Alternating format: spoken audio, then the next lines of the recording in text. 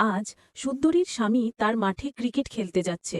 সে অত্যন্ত নার্ভাস ছিল, কারণ সে বিয়ের রাতের কিছুই জানত না।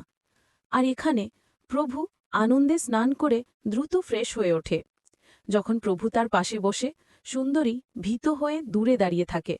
প্রভু জানেন যে এটি তার প্রথমবার, তাই সে নার্ভাস।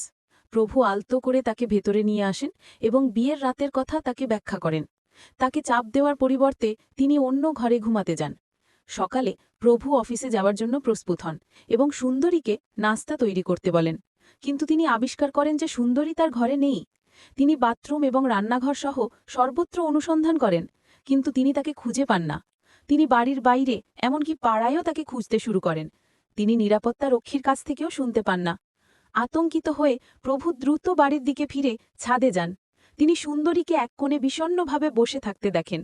প্রভু তাকে সান্ত্বনা দেন এবং কিছুক্ষণের জন্য তার বন্ধু অনিতার বাড়িতে রেখে যান। অনিতা তাকে ভেতরে নিয়ে যায় এবং সুন্দরীকে কিছু কাজের জন্য রেখে যায়। ঠিক তখনই অনিতা